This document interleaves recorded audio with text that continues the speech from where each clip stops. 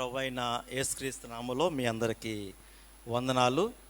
Friends machinery prayer band పక్షాన ఈ సమయంలో మీ దగ్గరికి వచ్చి కొద్దిసేపు ఎఫ్ఎంబీబీ పరిచర్య గురించి తెలియచేస్తూ దేవుని వాక్యాన్ని కూడా కొద్దిసేపు ధ్యానించడానికి దేవుడిచ్చిన ఈ అవకాశాన్ని బట్టి ప్రత్యేకమైన వందనాలు తెలియచేసుకుంటున్నాను.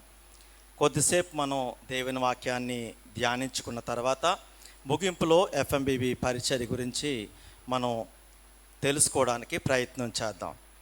పరిశుద్ధ బైబిల్ గ్రంథంలో మొదటి దినవృత్తాంతాలు 4వ అధ్యాయం 9-10 వచనాల్లో ఉన్న 2 వచనాల్లో ఉన్న కొద్ది మాటలను ఈరోజు మనం ధ్యానం చేసుకోవడానికి ఇష్టపడదాం. యబ్బేజు తన సహోదరుల కంటే ఘనము పొందినవాడై ఉండెను. వేదన పడి ఇతని కంటినని అతని తల్లి అతనికి యబ్బేజు అని పేరు పెట్టెను. యబ్బేజు ఇశ్రాయేలీయుల దేవుని గూర్చి మొర్రపెట్టి, నీవు నన్ను నిశ్చయముగా ఆశీర్వదించి నా సరిహద్దును విశాలపరిచి నీ చెయ్యి నాకు తోడుగా ఉండ దయచేసి నాకు కీడు రాకుండా దానిలో నుండి నన్ను తప్పించుము అని ప్రార్థింపగా దేవుడు అతడు మనవి చేసిన దానిని అతనికి దయచేసెను. మనందరికీ మన తల్లిదండ్రుల పేర్లు తెలుసు. మన అమ్మమ్మ నాన్నమ్మల పేర్లు కూడా చాలామందికి తెలుసు. ఇక్కడున్న మీలో మీ తాతగారి పేరు ఎంతమందికి తెలుసు? తాతగారు. ఆ తాతగారి యొక్క తాతగారి పేరు ఎవరికీ తెలియదు. కానీ పరిశుద్ధ బైబిల్ గ్రంథంలో ఆదాము నుండి నేటి వరకు యేసుక్రీస్తు వరకు వంశావళి రాయబడింది. ఆ వంశావళి పరిశుద్ధ బైబిల్ గ్రంథంలో మొదటి దినవృత్తాంతాలు మొదటి గ్రంథంలో మొదలైంది. ఆదాముకు షేతు పుట్టాడు, షేతుకు ఎనోషు పుట్టాడు, ఎనోషు కేయినాను పుట్టాడు, కేయినానుకు మహాలయేలు పుట్టాడు అని మనం ఇక్కడ కానీ లెక్క పెడితే దాదాపు 500 మందితో కూడిన వంశావళి ఉంది. మనం ఎవరికి పుట్టామో వారెవరికి పుట్టారో సరిగా తెలియని మనకి పరిశుద్ధ బైబిల్ గ్రంథంలో 500 మందితో కూడిన వంశావళి ఉంది. ఆ వంశావళి రాస్తూ 4వ అధ్యాయం 9వ వచనానికి వచ్చేటప్పటికి అక్కడ యబ్బేజు అనే ఒక వ్యక్తి కనబడ్డాడు. ఆ యబ్బేజు అనే వ్యక్తి కనబడిన వెంటనే యబ్బేజు కొడుకు పేరు, వాళ్ళ కొడుకు పేరు కంటిన్యూ చేసుకుని ఎదరికి వెళ్లకుండా బైబిల్ గ్రంథంలో 2 వచనాలు అతని కోసం కేటాయించబడ్డాయి. అంత గొప్ప పని ఏం చేశాడయ్యా యబ్బేజు అంటే అతడు ప్రార్థన చేశాడు. ఏమైనా పెద్ద దీర్ఘ ప్రార్థన చేశాడా? ఏమైనా పెద్ద గ్రామర్ ఉపయోగించాడా? ఏమైనా చాలా స్టైలిష్గా ప్రేయర్ చేశాడా అనుకుంటే యబ్బేజు చేసిన ప్రార్థన 4 చిన్న అంశాలు. మనలో ఎవరికైనా ప్రార్థన చేయమని అవకాశం ఇస్తే దీర్ఘ ప్రార్థనలు చేస్తాం, ఎంతో అంశాలు పెట్టి ప్రార్థన చేయగలం. కానీ యబ్బేజు చేసిన ప్రార్థన 4 అంశాల ప్రార్థన దేవునికి ఎంతగా నచ్చేసిందంటే వంశావళి రాయడాన్ని ఆపి యబ్బేజు చేసిన ప్రార్థన చెప్పి ఆ ప్రార్థన అయిన తర్వాత మళ్ళా వంశావళిని కొనసాగించుకుంటూ వెళ్ళాడు. యబ్బేజు కన్నా ముందు అబ్రహాము లాంటి, మోషే లాంటి గొప్ప వాళ్ళు ఉన్నారు. అలాంటి వారి గురించి కూడా రాయలేదు. యబ్బేజు గురించి, యబ్బేజు చేసిన ప్రార్థన గురించి రాశాడు. ఈ యబ్బేజు గురించి ఇక్కడ తప్ప పరిశుద్ధ బైబిల్ గ్రంథంలో ఎక్కడా అతని గురించి రాయబడలేదు. కానీ దేవునికి యబ్బేజు చేసిన ప్రార్థన నచ్చి 2 వచనాలు వంశావళిని బ్రేక్ చేస్తూ చెప్పాడు. ఆ ప్రార్థన అయిపోయిన తర్వాత అక్కడ ఏమని రాయబడి ఉందంటే, దేవుడు అతడు మనవి చేసిన దానిని అతనికి దయచేసెను. ప్రార్థనలో ఏదైతే అడిగాడో యబ్బేజు అది దేవుడు ఇచ్చేశాడట. ఇంతకీ యబ్బేజు ఎవరు అని ఆలోచిస్తే, యబ్బేజు యొక్క తల్లి ప్రసవ వేదన పడుతూ యబ్బేజును కంటూ ఉన్నప్పుడు యబ్బేజు అనుకుందంట, నీకన్నా ముందు నేను చాలామందిని కన్నానురా, నీ అంత బాధ పెట్టి పుట్టినోడు ఎవడు లేడు, నీకన్నా ముందు నీ అక్కలు ఉన్నారు, నీ అన్నయ్యలు ఉన్నారు, కానీ నువ్వు బాధ పెట్టినట్టుగా, నీవు పుడుతున్నప్పుడు నేను బాధపడినట్టుగా ఎప్పుడు బాధపడలేదురా. కాబట్టి నువ్వు నీ పేరే వేదన అని పెడతాను, నీ పేరే దుఃఖం అని పెడతాను, నీ పేరే వేదన, బాధ, దుఃఖం అనే అర్థం వచ్చే యబ్బేజు అని పేరు పెట్టింది. యబ్బేజు అనే పేరుకి అక్కడ ఫుట్ నోట్లోనే రాయబడింది వేదన అని. అంటే వాడిని పిలవడమే ఎలా పిలిచింది అంటే, ఒరేయ్ బాధ పెట్టినోడా రారా, ఒరేయ్ వేదన పుట్టినోడా రారా అంటూ పిలుచుకునేది. అంత ప్రసవ వేదన ఈ యబ్బేజు పుడుతున్నప్పుడు తల్లి అనుభవించింది. కానీ బైబిల్ గ్రంథంలో మొదటి దినవృత్తాంతాలు 4వ అధ్యాయం 9వ వచనంలో ఉంది, యబ్బేజు తన సహోదరుల కంటే ఘనము పొందినవాడై ఉండెను. దేవుడు అతడు మనవి చేసిన దాన్ని అతడికి దయచేశాడు. మనకు అర్థమవుతుంది, మన పేరు, మన గతం, మన పరిస్థితి మన భవిష్యత్తును నిర్ణయించలేవు. నీవు ఉన్న పరిస్థితిని బట్టి, ఈరోజు నీకున్న ఆర్థిక పరిస్థితిని బట్టి, ఈరోజు నీకున్న కుటుంబ సమస్యను బట్టి, ఈరోజు నీకున్న అనారోగ్య పరిస్థితి నీ భవిష్యత్తును నిర్ణయించదు. యబ్బేజు చేసిన 4 పదాల 4 అంశాల ప్రార్థన ఈరోజు మనము చేస్తే మన ప్రార్థనను కూడా దేవుడు ఆలకించడానికి ఇష్టపడుతున్నాడు. కాబట్టి ఈ 4 పదాల యబ్బేజు ప్రార్థనను త్వరగా మనం ధ్యానించుకుంటూ ముందుకు వెళ్దాం. రండి చూడండి, మొదటి దినవృత్తాంతాలు 4వ అధ్యాయం 10వ వచనంలో యబ్బేజు చేసిన ప్రార్థనలో మొదటి పాయింట్ కనబడుతుంది. ఏమంటే అది, నీవు నన్ను నిశ్చయముగా ఆశీర్వదించు. యబ్బేజు చేసిన ప్రార్థనలో మొదటి ప్రార్థనాంశం ఏంటి అంటే, నీవు నన్ను నిశ్చయంగా ఆశీర్వదించు. అంటే ఇక్కడ అర్థమవుతుంది, మనం చిన్న చిన్న ఆశీర్వాదాలతో సరిపెట్టుకోకూడదు. దేవుని యొక్క సంపూర్ణ ఆశీర్వాదాలను మనం కోరుకోవాలి. మన దేవుడు మన స్థితిని మార్చగలిగిన దేవుడు. నీకు చదువున్నా లేకపోయినా, నీకు ఆస్తున్నా లేకపోయినా, నీకు ఆరోగ్యం ఉన్నా లేకపోయినా, నీవు నిశ్చయముగా దేవుణ్ణి ఆశీర్వదించమని అడిగితే ఆయన ఆశీర్వదించడానికి సిద్ధపడి ఉన్నవాడు అన్న విషయం మనకి ఇక్కడ అర్థమవుతుంది. ఈ మాట యబ్బేజు ఆస్తి లేక ప్రార్థించాడా, ఏ ఉద్దేశంతో యబ్బేజు దీనిని ప్రార్థించుంటాడు అని ఆలోచిస్తే మన బైబిల్ గ్రంథంలో మనకు తెలుసు, యాకోబు మనకు తెలుసు. యాకోబు ఎంతో ఆస్తిపరుడు. ఆనాటు వారికి ఉన్న ఆస్తిని, వారికి ఉన్న పశు సంపదను బట్టి చెప్పేవారు. యాకోబుకు ఎంతో గొప్ప పశు సంపద ఉండేది.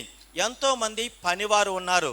తన అన్నను కలుసుకోవడానికి తన మామగారి దగ్గర నుంచి సెలవు తీసుకుని వెళుతూ ఓ రాత్రికాల సమయంలో ఒక చోట ఉండిపోయాడు.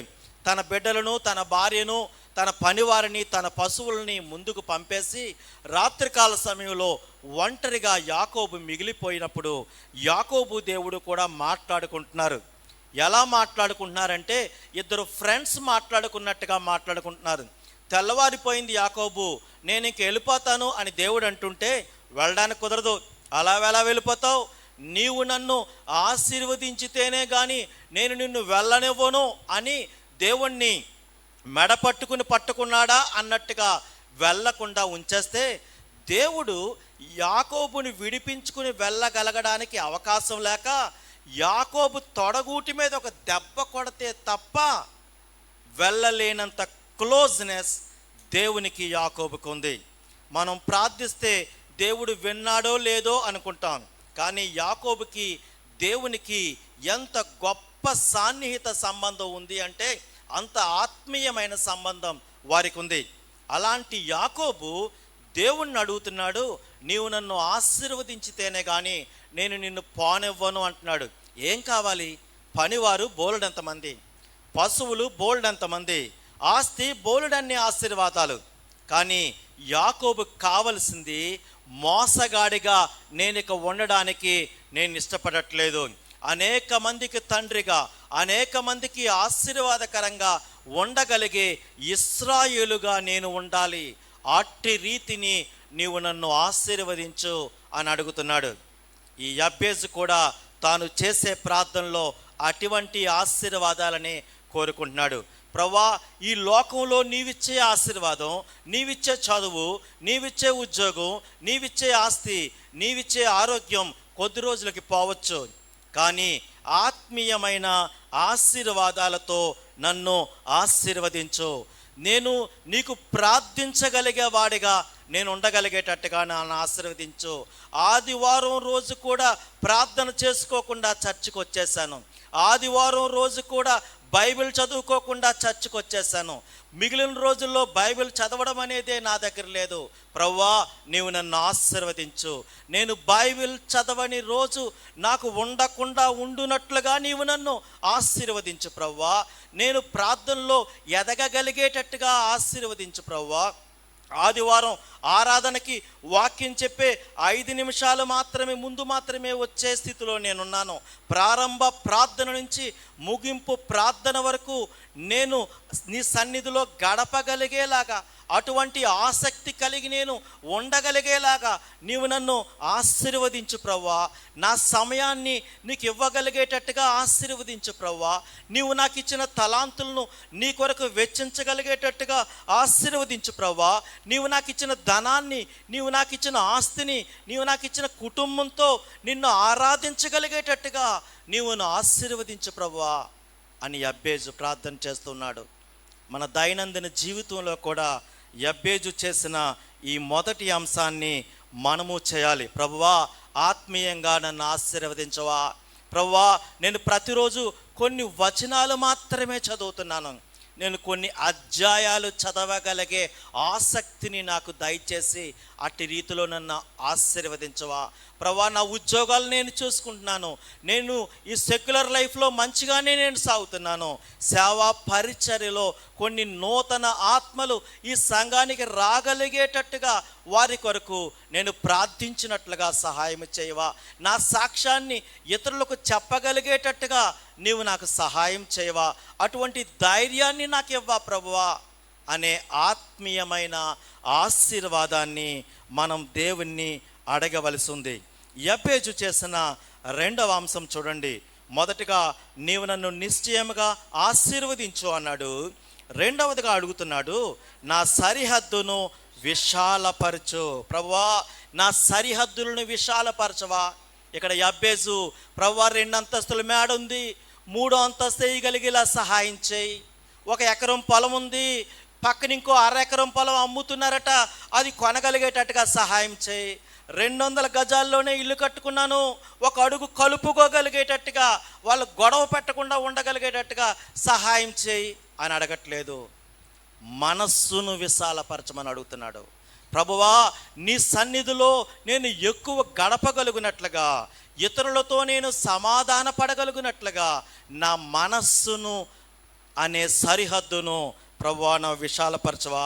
ప్రభువా, నీవు నాకు ఇస్తున్న అవకాశాలను నీ కొరకు వెచ్చించడానికి, క్రైస్తవునిగా నిన్ను ఎరిగిన వానిగా నేను పనిచేసే స్థలములో నమ్మకంగా పని చేయగలిగే విధంగా ప్రభువా నా సరిహద్దులను విశాలపరచవా. నీవు నాకు ఇచ్చిన సామర్థ్యాలు నీ కొరకు ఖర్చు పెట్టగలిగేటట్టుగా నీవు నన్ను విశాలపరచవా. ప్రభువా, నేను నిన్ను కలిగి ఉన్నానన్న ప్రభావం ఇతరులకు కనుపరచగలిగేటట్టుగా నా సరిహద్దులను విశాలపరచవా ప్రభువా అంటూ అడుగుతున్నాడు. దేవుని పనిలో వాడబడ్డానికి మనం ఇష్టపడుతూ ఉన్నామా? లేకపోతే ఆ పని మరొకరెవరో చేసుకుంటారులే, పాస్టర్ గారు ఎవరో చేసుకుంటారులే అనుకుంటున్నామేమో. సర్వలోకమునికి వెళ్ళి సర్వ సృష్టికి సువార్తను ప్రకటించమనే దేవుని ఆజ్ఞను మనం పాటిస్తున్న వారిగా మనం ఉండగలుగుతున్నామా? మనం పనిచేసే స్థలంలో, మనం నివాసం ఉంటున్న వీధుల్లో దేవుని కొరకు దేవుడు నిజమైన యేసు ప్రభువు నిజమైన దేవుడన్న సత్యాన్ని చెప్పి మన సంఘానికి వారిని ఆహ్వానించగలిగే సాక్ష్యాన్ని కలిగిన వారంగా మనం జీవిస్తున్నామా? మనం పరీక్ష చేసుకోవాలి. ఒక తోటలో అనేకమైన మొక్కలు ఉన్నాయట. ఆ వానర్ గారు అప్పుడప్పుడు వచ్చినప్పుడు ఆ మొక్కలన్నిటిని ఎలాగున్నాయో చూసుకుంటూ ఒక వెదురు చెట్టు దగ్గరికి వచ్చిన తర్వాత ఆ వెదురు చెట్టుతో ఆ యజమాని అనేవాడట, one day I will use you, ఒకరోజు నేను నిన్ను వాడుకుంటాను అని చెప్పేవాడట. ఆ వెదురు చెట్టు చాలా ముసిరిపోయేదట. మిగిలిన చెట్లన్నిటితో చెప్పేదట, మీ చెట్లన్నిటితోనూ ఆయన చూస్తున్నారు కానీ ఎవరిని కూడా ఒకరోజు నిన్ను వాడుకుంటాను అని చెప్పట్లేదు, నన్ను మాత్రమే ఈ వాడుకుంటాను ఒక రోజు అని చెప్తున్నారని ఎంతో గర్వపడుతూ చెప్పేదట.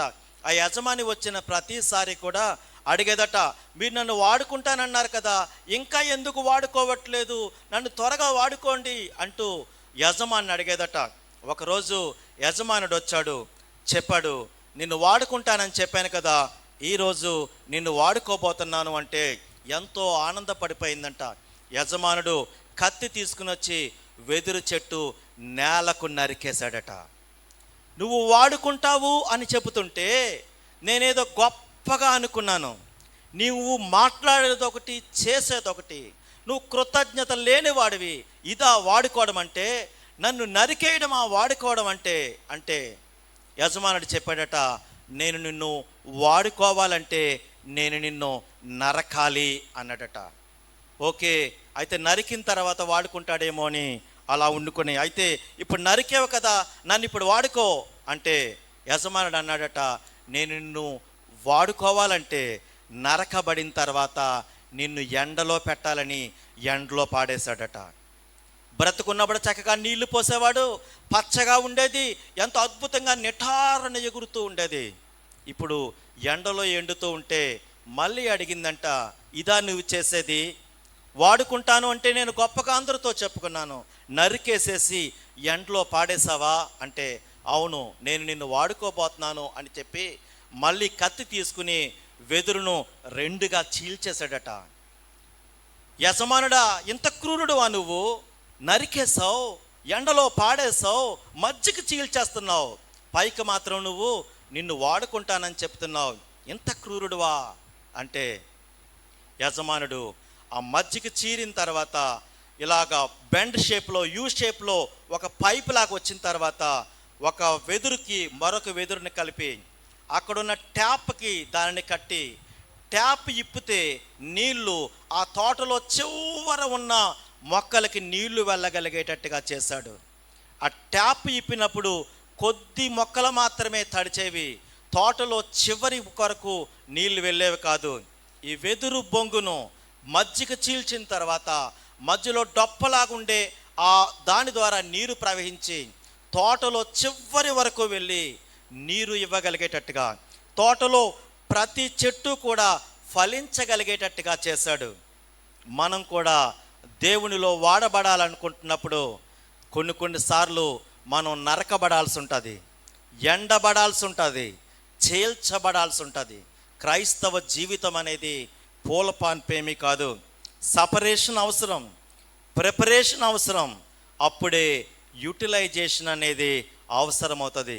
ఒక కొవ్వొత్తు మరొక కొవ్వొత్తును వెలిగించగలుగుతుంది. అలాంటి కొవ్వొత్తుల్లా మనం ఉండగలుగుతున్నామా? ఆవులు గేదెలు బయట కానీ చూసినట్లయితే అవి ఎంత తింటే అంత పాలిస్తాయి, వాటికి తిండి పెట్టకపోతే వాటికి పాలివ్వవు. క్రైస్తవుల్లో కూడా కొంతమంది దేవుడు ఆశీర్వదిస్తే దేవుణ్ణి స్తుతిస్తూ దేవుని కొరకు వాడబడ్డానికి ఇష్టపడతారు. ఏదైనా కష్టం వచ్చిందంటే దేవుణ్ణి ఎందుకు నమ్ముకున్నానా అనుకుంటూ ఉంటారు. కొంతమంది క్రైస్తవులు ఉంటారు, తేలు లాంటి క్రైస్తవులు, స్కార్పియో తేలు లాంటి క్రైస్తవులు. తేలుని కానీ మనం ఎక్కడన్నా చూస్తే అది ఎక్కడుందో అక్కడ అలా మట్టిని గొలుగుతూ ఉంటుంది, ప్రశాంతంగా ఉండదు.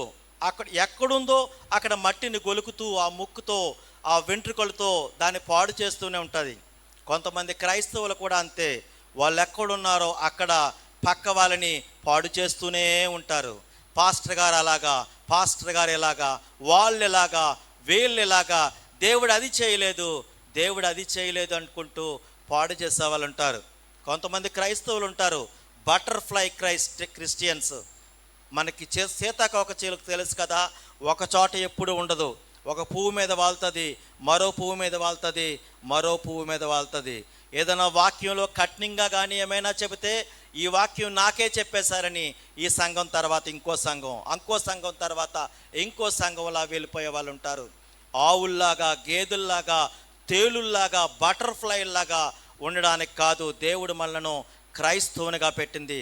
ఒక క్యాండిల్ లాగా, ఒక శాండిల్ లాగా, ఒక కొవ్వొత్తు కరిగిపోతూ ఉన్నప్పటికీ కూడా మరొక కొవ్వొత్తుకు వెలిగివ్వడానికి ఇష్టపడుతుంది. శాండిల్ గంధపు చెక్క అరిగిపోతూ ఉన్నప్పటికీ కూడా సువాసనివ్వడానికి ఇష్టపడుతుంది. ప్రవ్వా, నా సరిహద్దులో మార్చవా. నువ్వు చదువుకున్న వాడు అయి ఉండొచ్చు, చదువు లేని వాళ్ళు అయి ఉండొచ్చు. నువ్వెవరైనప్పటికీ కూడా మనం ప్రార్థన చేయాలి. నా మనస్సును విశాలపరచవా, నీ కొరకు నా సమయాన్ని, నీ కొరకు నా తలాంతులను వెచ్చించగలిగేటట్టుగా ప్రవ్వా నీవు నాకు సహాయం చేయవా. నార్త్ ఆఫ్రికాలో క్రూ అనే ఒక జాతి ఉంది. ఆ క్రూ అనే జాతికి పక్కనున్న మరొక జాతికి కూడా ట్రైబల్ వార్ జరిగింది. ఆ ట్రైబల్ వార్ జరుగుతున్నప్పుడు ఈ క్రూ అనే జాతి వాళ్ళు ఓడిపోయారు. ఆనాటి ఆచారం ప్రకారం ట్రైబల్ మధ్యన వార్ జరిగినప్పుడు ఏ ట్రైబల్ వాళ్ళైతే ఓడిపోయారో ఆ ట్రైబల్ నాయకుని యొక్క కుమారుడు బానిసగా పక్క తెగకు వెళ్ళిపోవాలి. దానిని విడిపించుకుని వెనక్కి రావాలంటే చాలా ఎక్కువ ధనాన్ని ఖర్చు పెట్టాలి. ఈ నార్త్ ఆఫ్రికాలో ఉన్న ఈ క్రూ అనే జాతి యొక్క నాయకుడి కుమారుడి పేరు కబు. ఈ కబు అన్న కుర్రవాడు పక్క తెగకు బానిసగా వెళ్ళిపోయాడు. అప్పటికి అతని వయసు 14 సంవత్సరాలు. ఈ క్రూ జాతి నాయకుడికి ఈ తన కుమారుడిని విడిపించుకోగలిగే స్తోమత లేదు. కాబట్టి అవతల తెగ వాళ్ళు ఈ కబును చిత్రహింసలు పెడుతున్నారు. సరైన తిండి పెట్టట్లేదు, సరి అయిన ఆహారాన్ని ఇచ్చి సరైన రీతిలో చూసుకోకుండా బానిసగా చేస్తూ ప్రతిరోజు కొడుతూ ఉన్నారు. కొద్ది రోజులు అయిన తర్వాత ఆ జాతి వాళ్ళు అనుకున్నారు, ఈ కబును వాళ్ళ నాన్న ఎలాగూ విడిపించగలడు, ఈడు మనతో ఉండడం వేస్ట్, ఈయన్ని కొట్టి చంపేద్దాం అని నిర్ణయించుకొని ఓ చెట్టుకు కట్టేశారు కబుని. అప్పటికి వయస్సు దాదాపు 18 సంవత్సరాలు. కొన్ని సంవత్సరాల పాటు ఆ తెగలోనే బానిసగా ఉండిపోయాడు. 18 సంవత్సరాల వయసున్న కబును చెట్టుకు కట్టేసేసి కొడుతూ ఉన్నారు చంపేయడానికి. ఏమీ చేయలేని నిస్సహాయ స్థితిలో కబు ఉన్నాడు. అలా కొడుతూ ఉంటే ఒక్కసారిగా ఒక వెలుగు వచ్చింది. ఆ వెలుగు వచ్చి అతనికి కాళ్ళకు చేతులకి కట్టు ఉన్న తాళ్ళన్నీ తెగిపోయినాయి. ఆ వెలుగులో నుంచి ఒక మాట వినబడింది, కబు ఇక్కడి నుంచి పారిపో, కబు ఇక్కడి నుంచి పారిపో అనే అరుపు వినబడింది. ఆ అరుపు అందరికీ వినబడింది. కబు కళ్ళు తెరిచి చూశాడు. కాళ్ళకి చేతులకి తాళ్ళన్నీ తెగిపోయి ఉన్నాయి. పరిగెట్టడం మొదలుపెట్టాడు. అక్కడ చూస్తున్న వారికి అర్థం కాలేదు, ఎక్కడి నుంచి వచ్చిందా వెలుగు, ఎక్కడి నుంచి వినబడిందా మాట, కబు ఇక్కడి నుంచి పారిపో అనే మాట. ఇప్పటి వరకు మనం విపరీతంగా కొడుతూ ఉన్నాం. గత కొద్ది రోజులుగా అతనికి ఆహారం కూడా పెట్టలేదు. నడవడానికి కూడా ఓపిక లేనంత భయంకరమైన పరిస్థితిలో ఉన్న కబు ఇంత వేగంగా ఎలా పరిగెడుతున్నాడో ఎవరికి అర్థం కాలేదు. కూడా పరుగు పెట్టారు, ఎవరికి దొరకలేదు. ఈ నార్త్ ఆఫ్రికాలోనే మరొక కొండ దాటేసి మరొక తెగ దగ్గరికి వెళ్ళిపోయాడు. అది ఆదివారం. ఆ తెగ దగ్గర ఒక కుర్రోడు తోటలో పని చేసుకుంటూ ఉంటే వెళ్ళి అతనికి జరిగిన విషయం చెబితే అతను అన్నాడు, ఈరోజు ఆదివారం మాకు చర్చ్ ఉంటుంది, మా పాస్టర్ గారి దగ్గర తీసుకుని వెళ్తాను, మా పాస్టర్ గారు నీకేమైనా సహాయం చేయగలరేమో అనుకుని ఆ చర్చ్కి తీసుకుని వెళ్ళాడు కబోని. ఆ రోజు చర్చిలో పాస్టర్ అమ్మగారు వాక్యం చెప్తున్నారు. ఆ పాస్టర్ అమ్మగారు ఏ వాక్యం చెప్తున్నారంటే, అపొస్తలుడైన పౌలు దమస్కు మార్గాన వెళుతూ ఉన్నప్పుడు ఒక వెలుగు వచ్చి ఆ వెలుగులో ఎవరు మాట్లాడుతున్నారు అని అంటే, నీవు హింసిస్తున్న యేసును నేను మాట్లాడుతున్నానన్న మాట గురించి ఆమె చెబుతూ ఉంటే ఆ ప్రసంగం మధ్యలోనే కబు పరిగెట్టుకుంటా పాస్టర్ గారి దగ్గరికి వెళ్ళిపోయాడు. నేను అదే వెలుగును చూశాను, నేను అదే మాటలు విన్నాను అంటూ వెళ్ళాడు. అప్పుడు వారందరూ కూర్చోబెట్టి యేసు ప్రభు గురించి అతనికి చెప్పారు. యేసు ప్రభు నిజమైన దేవుడని, మనందరి కోసం సిలువపై మరణించి తిరిగి లేచి మళ్ళీ మనందరినీ తీసుకుని వెళ్ళడానికి ఇష్టపడుతున్న దేవుడు అని యేసు ప్రభు గురించి చెబితే యేసు ప్రభువుని సొంత రక్షకునిగా అంగీకరించాడు. నా ప్రాంతంలో నా క్రూజాతి ప్రజలకు యేసు అంటే ఏంటో తెలీదు, యేసు అంటే ఏంటో తెలియని నా ప్రజలకు వెళ్ళి నేను తెలియచేయాలి యేసు ప్రభు గురించి, కాబట్టి బైబిల్ గురించి నాకు చెప్పండి అని అడిగితే వాళ్ళు చెప్పారు, బైబిల్ అనేది మా దగ్గర కూడా లేదు, బైబిల్ అనేది అమెరికాలో దొరుకుతుంది, అమెరికాలో స్టీఫెన్ అనే ఒక ప్రొఫెసర్ గారు ఉన్నారు, ఆయన దగ్గర బైబిల్ దొరుకుతుంది, ఆయన నీకు బైబిల్ సంబంధించిన విషయాలు చెప్తారు అంటే అతడు ఓడలో 3 నెలలు ప్రయాణం చేసి ఏమాత్రం చదువులు లేని ఈ కబు ఓడలో 3 నెలలు నల్ల జాతీయుడైన కబు బయలుదేరి అమెరికాకి వెళ్ళాడు. ప్రొఫెసర్ స్టీఫెన్ గారిని అక్కడ కలిస్తే ఆయన అన్నారు, అమెరికా క్రైస్తవ దేశమైనప్పటికీ కూడా అమెరికాలో కూడా ఎవరు క్రీస్తుని ఎరిగి ఉండట్లేదు బాబు, నా బైబిల్ కాలేజీలో కూడా ఎవరు కూడా మంచిగా జీవించట్లేదు, నువ్వు కూర్చో మళ్ళీ వస్తాను అని చెప్పి ఆయన పని నుండి బయటికి వెళ్తే ఈ కబు పక్క రూమ్లో ఉన్న స్టూడెంట్స్ దగ్గరికి వెళ్ళాడు. వాళ్ళతో ఏం మాట్లాడాలో ఇతనికి ఇంగ్లీష్ భాష రాదు, ఏం మాట్లాడాడో తెలియదు, కానీ ఆ యూనివర్సిటీలో ఆ బైబిల్ కాలేజీలో చదువుకుంటున్న పిల్లలందరూ కూడా ఆ ప్రొఫెసర్ స్టీఫెన్ గారు వచ్చి చూసేటప్పటికి కన్నీళ్ళు విడుస్తూ పశ్చాత్తాపడి ప్రార్థన చేస్తున్నారట. ఇంగ్లీష్ భాష ఈ కబుకి రాదు, ఏం మాట్లాడుతున్నాడో తెలీదు, వాళ్ళు ఎందుకు ప్రార్థిస్తున్నారో తెలీదు. 18 సంవత్సరాల వయసులో అమెరికా దేశానికి వెళ్ళాడు కబు. 20 సంవత్సరాల వయసులో న్యూమోనియా వ్యాధితో అక్కడ చలిని తట్టుకోలేక చనిపోయాడు. 2 సంవత్సరాలు ఆ బైబిల్ కాలేజీలో ఉన్నాడు. తన కోరిక ప్రకారం నార్త్ ఆఫ్రికాకు వచ్చి సువార్త ప్రకటించలేకపోయాడు.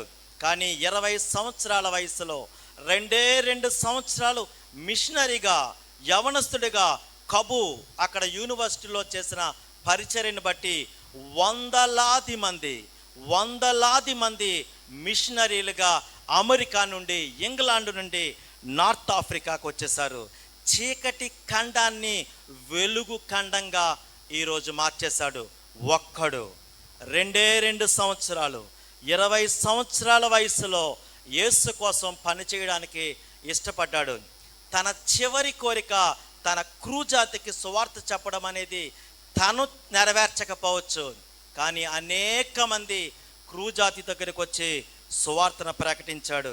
12వ తారీఖు మే నెల 1893 సంవత్సరంలో ఈ కబు చనిపోయాడు. ఈ కబు యొక్క అసలు పేరు శామ్యూల్ మోరిస్.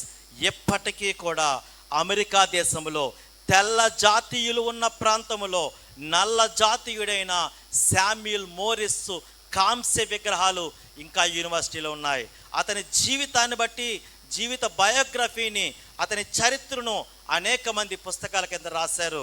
1893 సంవత్సరంలో చనిపోయినప్పటికీ కూడా నేటికి మనం శామ్యూల్ మోరిస్ గురించి చెప్పుకుంటున్నాం.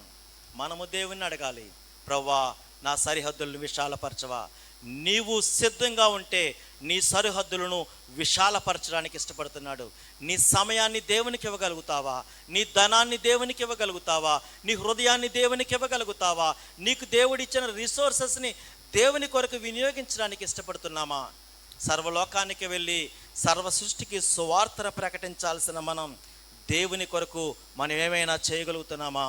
పరిశుద్ధ బైబిల్ గ్రంథంలో దేవుడే పేతురుతో స్వయంగా చెప్పాడు, నేను చేపలు పట్టేవానిగా జాలరిగా ఉండడానికి నిన్ను పెట్టుకోలేదు, మనుషులు పట్టే జాలరిగా నేను ఉంచుతాను.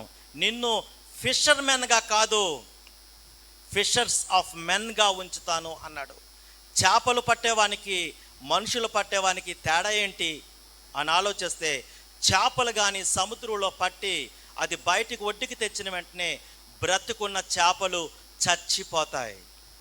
అదే కానీ పాపపు లోకములో చనిపోయిన మానవులను కానీ పేతురు పట్టుకుంటే ఎప్పటికీ నువ్వు సజీవంగా పరలోక రాజ్యంలో నిత్యంగా ఉండగలుగుతాం. ఫిషర్మెన్కి, ఫిషర్స్ ఆఫ్ మెన్కి ఆ తేడా ఉంది. పాపములో మరణించిన వాళ్ళని తిరిగి సజీవులుగా ఉండగలిగే అద్భుతమైన పరిచర్య ఇక్కడున్న ప్రతి ఒక్కరికి అప్పగించాడు. ప్రతి ఒక్కరము ఆ కార్యక్రమంలో ముందుండడానికి ఇష్టపడాలి. అస్సాం, ప్రస్తుతం ఉన్న మేఘాలయ ప్రాంతంలో అక్కడ ఒక గారో అనే ట్రైబ్ ఉండేది. ఆ గారో ట్రైబ్లో నాక్సింగ్ అనే వ్యక్తి ఉండేవాడు. ఆ నాక్సింగ్ అనే వ్యక్తి యేసు ప్రభువును అంగీకరించాడు. అమెరికన్ బాప్టిస్ట్ మిషనరీలు ఆ ప్రాంతానికి, మేఘాలయ ప్రాంతానికి వచ్చి సువార్త ప్రకటించిన తర్వాత నాక్సింగ్ యేసు ప్రభువుని దేవునిగా అంగీకరిస్తే ఆ గారో తెగ నాయకుడు ఒక మీటింగ్ పెట్టి ఆ మీటింగ్లో ఈ నాక్సింగ్ను, తన భార్యను, ఇద్దరు కొడుకుల్ని నిలబెట్టి ప్రజలందరి ముందు చెప్పాడు, నాక్సింగ్, మనకు దేవతలు లేరనుకుంటున్నావా? నువ్వు యేసు అనే దేవుణ్ణి నమ్ముకున్నావట.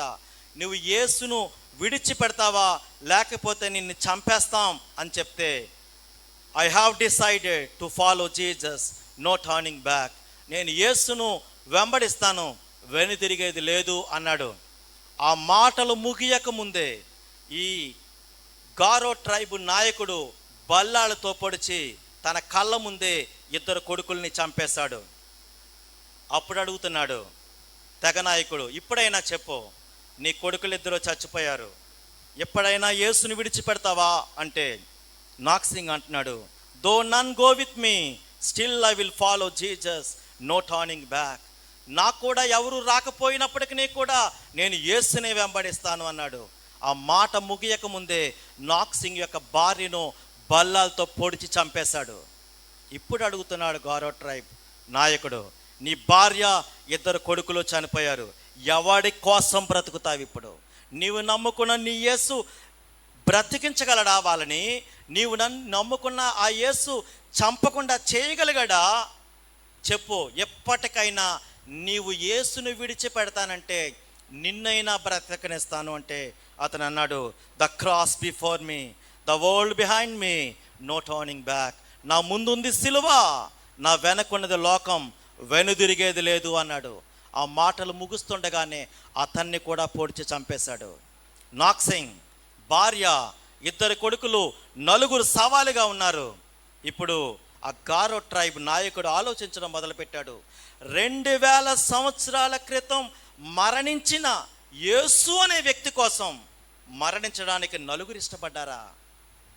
2000 సంవత్సరాల క్రితం మరణించిన యేసు అనే వ్యక్తి కోసం మరణించడానికి నలుగురు ఇష్టపడ్డారా? ఎవరా యేసు? అమెరికన్ మిషనరీని పిలిపించుకున్నాడు. యేసు ప్రభు గురించి తెలుసుకున్నాడు. గారో ట్రైబ్ నాయకుడు ప్రకటించాడు, ఈ నాక్సింగ్ యొక్క దేవుడే నా దేవుడు, నేను కూడా యేసు ప్రభువుని దేవునిగా కలిగి ఉంటానంటే ఆ గారో ట్రైబ్లో ఉన్న ప్రజలందరూ అన్నారు, నువ్వొక్కడవే కాదు, మాకు కూడా యేసే దేవుడని. 4 ప్రాణాలు, ప్రపంచానికి ప్రాణాలు పోయినట్టుగా తెలుస్తుంది. కానీ ఒక తెగ ప్రస్తుతం మన భారతదేశానికిలోనే ఉన్న అస్సాం ప్రాంతం, మేఘాలయ ప్రాంతం పూర్తి శాతం క్రైస్తవులుగా ఉన్నారు అంటే నాక్సింగ్ కుటుంబం కారణం. సరిహద్దులు విశాలపరచడానికి వాళ్ళు ఇష్టపడ్డారు. ఈ చరిత్ర అంతటిని సాధు సుందర్ సింగ్ అనే భక్తుడు, మన భారతదేశానికి చెందిన భక్తుడు, ఒక పాటగా రాసి ప్రపంచానికి చెప్పాడు, I have decided to follow Jesus, no turning back. Nokseng యొక్క చివరి మాట నేడు మనందరి మాటగా మిగిలిపోయింది. యబ్బేజు చేసిన ప్రార్థన అదే. మొదటి పాయింట్ అంటున్నాడు, నీవు నన్ను నిశ్చయంగా ఆశీర్వదించు అన్నాడు. రెండవది అంటున్నాడు, నా సరిహద్దులను విశాలపరచు అంటున్నాడు. మూడవది అంటున్నాడు, నీ చేయి నాకు తోడుగా ఉండు. దేవుని చేయి మనకు తోడుగా ఉండడం అంటే ఆశీర్వాదం కన్నా గొప్ప విషయం. ఆశీర్వాదం ఈరోజు వచ్చింది, రేపటికి పోవచ్చు. దేవుని చేయే మనకు తోడుగా ఉందంటే దేవునివన్నీ మనమైతే అది ఎంత గొప్ప ఆశీర్వాదం. నిర్గమకాండంలో కూడా మనకు మోషే దేవునితో జరిగిన సంభాషణలో మనం చూస్తాం కదా. దేవునికి కోపం వచ్చి మోషేతో మీరు వెళ్ళండి అంటే మోషే ఏమన్నాడు, మేము అలా వెళ్ళాం, నీ సన్నిధి మాకు తోడుగా రాని ఎడల మేము ఇక్కడి నుంచి కదలం అన్నాడు. దేవుని యొక్క తోడు, దేవుని యొక్క సన్నిధి. మన అనారోగ్యంలో ఉండొచ్చు, మనం ఆర్థిక ఇబ్బందుల్లో ఉండొచ్చు, కుటుంబ సమస్యల్లో ఉండొచ్చు, ఉద్యోగం లేని పరిస్థితిలో ఉండొచ్చు, బిడ్డలకు వివాహం అవ్వని పరిస్థితిలో ఉండొచ్చు, బిడ్డలకు బిడ్డలు లేని పరిస్థితిలో ఉండుండొచ్చు, ఇల్లు కట్టుకోలేని పరిస్థితిలో ఉండుండొచ్చు. నీ పరిస్థితులు ఏదైనా అయినా ఉండొచ్చు. దేవుని చేయి మనకి తోడుగా ఉండవలసి ఉంది. దేవుడు కానీ మనకు తోడుంటే మనం ఎంత బలవంతులమైనా కానీ బలహీనులమైనా కానీ దేవుడు మనకి తోడుంటే అది ఎంతో గొప్ప ఆశీర్వాదం. దేవుడు మనకి తోడున్నప్పుడు మన పరిస్థితులు కొన్నిసార్లు మారకపోవచ్చు, కానీ దేవుని తోడు మనకి ధైర్యాన్ని ఇస్తుంది. ఒక అర్ధరాత్రి చీకటి సమయంలో ఓ చిన్న కుర్రవాడు చీకట్లో రోడ్డు మీద నడుచుకుంటూ వెళ్తుంటే కుక్కలు అరుస్తూ ఉంటే ఎంతో భయపడతాడు.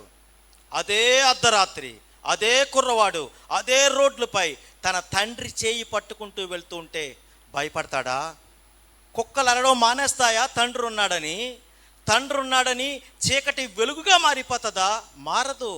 చీకటి చీకటిగానే ఉంటుంది. కుక్కలు అరుస్తూనే ఉంటాయి, కానీ కుర్రవాడికి భయం ఉండదు. ఎందుకో తెలుసా? మా నాన్న నా చెయ్యి పట్టుకున్నాడు కాబట్టి. నీ పరిస్థితులు మారకపోవచ్చేమో, దేవుని నీ హృదయంలో కలిగిన పరిస్థితి, దేవుడిని చేయి పట్టుకున్న పరిస్థితిని కలిగి ఉండగలుగుతున్నామా? మనకు తెలుసు, లాజర్ను లేపిన సన్నివేశంలో యేసు ప్రభు లాజరు చనిపోయిన 3 రోజుల తర్వాత ఆ ప్రాంతానికి వచ్చి తన అక్కలను 2 పనులు చేయమని అడిగాడు. మొదటిది అడిగాడు, లాజరు ఎక్కడ ఉన్నాడు అని అడిగాడు. అప్పుడు తన సహోదరులు పలానా సమాధి దగ్గర ఉన్నాడు, రాయి అడ్డు పెట్టి పలానా చోట పెట్టాము అని సమాధానం చెప్పారు. దేవుడు అడిగిన దానికి ప్రశ్నకు సమాధానం ఇచ్చారు. రెండవదిగా దేవుడు యేసు ప్రభు వారిని అడిగాడు, ఆ సమాధికి అడ్డుగా ఉన్న రాయిని తీసివేయండి అన్నాడు. అయ్యో ప్రభువా, దుర్వాసన వస్తుంది అన్నారు. అయినా సరే యేసు ప్రభు అన్నారు, రాయిని తీసివేయండి అన్నాడు. రాయిని తీసివేశారు. రాయిని తీసివేసిన తర్వాత వచ్చింది దుర్వాసన కాదు, సువాసన. సజీవుడైన లాజరు బయటకు రాగలిగాడు. ఈ ఉదయకాల సమయంలో దేవుడు మనల్ని అడుగుతున్నాడు, నీలో ఉన్న పాపాలు ఎక్కడున్నాయి? అది రహస్య పాపమేమో, బహిరంగ పాపమేమో, చిన్న పాపమేమో, పెద్ద పాపమేమో, నీవిక్కడ చేసే ప్రార్థనను బట్టి, నీవిక్కడ చెప్పే వాక్యాన్ని బట్టి, మీ పాస్టర్ గారు కూడా సంఘంలో మీ అంత భక్తిపరులు ఇంకొకరు లేరు అనుకుంటుండొచ్చు. కానీ నీలో పాపం ఉందని నీకు తెలుసు, యేసయ్యకు తెలుసు. అది చిన్న పాపమైనా పెద్ద పాపమైనా, అందరికీ తెలిసిందైనా ఎవరికీ తెలియందైనా, ఏదైనా పాపం మనల్ని ఏలుబడి చేస్తుందేమో, ఎవరితోనైనా సమాధాన పడవలసి ఉందేమో, ఎవరిపైనా ఆయాసపడుతున్న వారిగా ఉంటున్నామేమో, మన మాటలతో చేసే పాపాలు, చూపులతో చేసే పాపాలు, క్రియలతో చేసే పాపాలు, చేతులతో చేసే పాపాలు ఏమైనా మనలను ఏలుబడి చేస్తున్నాయేమో, ఆ పాపాన్ని అక్కడి నుంచి తీసివేయి. దేవుని తోడు నీకు నాకు రాగలుగుతుంది. కాబట్టి మన కీర్తనలో కూడా చూస్తాం. కీర్తన 127 1వ అధ్యాయంలో, ఇల్లు కట్టువారు దేవునిపై కానీ ఆధారపడకపోతే, దేవుడు కానీ కాపుదల ఇవ్వకపోతే కట్టువారి ప్రయాస వ్యర్థం. కాబట్టి దేవుని పనిలో వాడబడ్డానికి, దేవుని చేయి మనకి తోడుగా ఉండడానికి ఇష్టపడదామా? 1731 సంవత్సరంలో విలియం కౌపర్ అనే వ్యక్తి ఇంగ్లాండ్లో పుట్టాడు. ఎంతో చక్కని రీతిలో ఒక లాయర్గా, ఒక పోయట్గా, ఒక ఇంగ్లీష్ లిటరేచర్లో షేక్స్పియర్ కూడా ఈ విలియం కౌపర్ని ప్రైజ్ చేసేటంతటి గొప్ప వ్యక్తిగా ఉన్నాడు. కానీ 1754 సంవత్సరంలో పిచ్చోడైపోయాడు. 1773 సంవత్సరంలో యేసు ప్రభువుని దేవునిగా అంగీకరించాడు. పిచ్చితనం పోయి యేసు ప్రభువుని దేవునిగా అంగీకరించిన తర్వాత దేవుడు తనకిచ్చిన జ్ఞానాన్ని బట్టి చాలా బుక్స్ రాశాడు, చాలా పాటలు రాశాడు. ఆ క్రైస్తవ సాహిత్యానికి అవసరమైన అనేకమైన పాటలు రాశాడు. కానీ విచారకరం ఏంటో తెలుసా?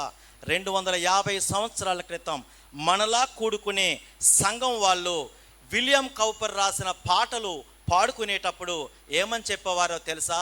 మామూలుగా పాస్టర్ గారు 2వ పాట పాడుకుందాం, 10వ పాట పాడుకుందాం అంటారు కదా. ఆనాటి పాస్టర్ గారు ఆ పాట పాడడం గురించి చెప్పేటప్పుడు ఏమని అనేవారట తెలుసా? పిచ్చోడి పాట పాడుకుందామా అనేవారట.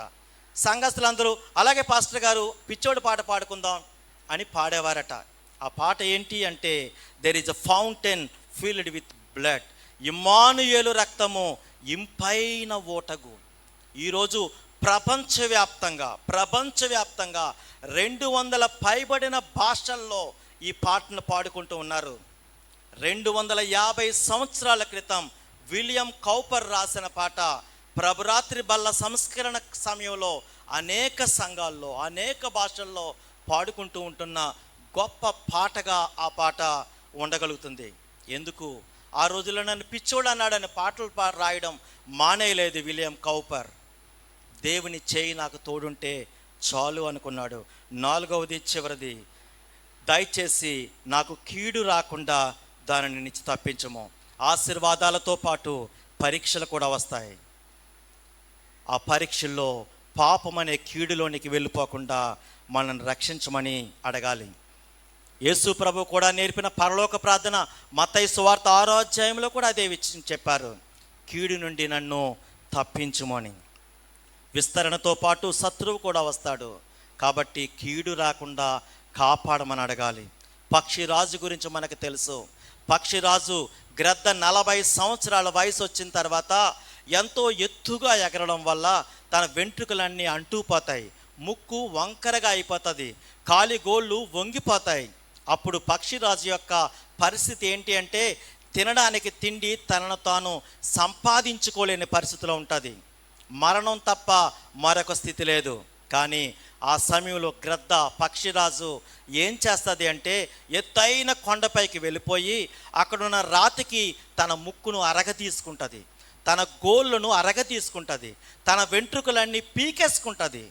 వెంట్రుకలు పెద్ద పెద్ద వెంట్రుకలన్నీ పీకేసుకున్న తర్వాత చిన్న చిన్న వెంట్రుకలన్నీ పీక్కోవడానికి రాకపోతే తన బాడీని తన శరీరాన్ని అక్కడున్న రాతికి రాపిడి చేసుకుంటుంది వెంట్రుకలు ఊడిపోవడం కోసం. ఆ రాపిడి వల్ల రక్తం అంతా బయటికి పోయి ఒక మాంసపు ముద్దగా తయారైపోతుంది. దాదాపు 30-40 రోజుల తర్వాత ఏ తిండి లేని పరిస్థితిలో ఉన్న తర్వాత కొత్త రక్తం పుడుతుంది, ముక్కు పెరుగుతుంది, కాలుగోళ్ళు పెరుగుతాయి, కొత్త వెంట్రుకలు వస్తాయి. మరొక 30-40 సంవత్సరాలు జీవించగలుగుతుంది. 40 సంవత్సరాల వయసులో పక్షిరాజుకి ఒక నిర్ణయం తీసుకోవాలి. బ్రతకాలి అనుకుంటే కొంత కష్టాన్ని అనుభవించాల్సిన అవసరం ఉంటుంది. నీవు నేను కూడా నిత్యత్వం పరలోక రాజ్యంలో జీవించాలి అంటే పాపము నుంచి మనం బయటికి ఉండవలసిందే. పరలోకం వెళ్ళాలా నరకం వెళ్ళాలా నిర్ణయించుకోవాల్సింది మనమే. మనం మరణించిన తర్వాత మన సమాధి పెట్టే ముందు మీ పాస్టర్ గారు ఉపవాస ప్రార్థన చేసినా సరే నరకానికి వెళ్ళాల్సిన మనలను పరలోకానికి వెళ్ళేలా చేయలేరు, పరలోకానికి వెళ్ళాల్సిన మనల్ని నరకానికి వెళ్ళేలా చేయలేరు. పరలోకము నిత్యత్వం ఉంటుంది, నరకం నిత్యత్వం ఉంటుంది. పరలోకంలో ఉండాలి అన్నది నీ నిర్ణయం అయితే నీలో ఏదైనా పాపం ఉంటే ఆ పాపం నిమిత్తమై పశ్చాత్తాపపడవలసిన అవసరం ఉంది. యబ్బేజు చేసిన ప్రార్థన ఒకరోజు చేసే ప్రార్థన కాదు, ప్రతిరోజు మన దైనందిన జీవితంలో మనం చేసుకోవలసిన ప్రార్థన.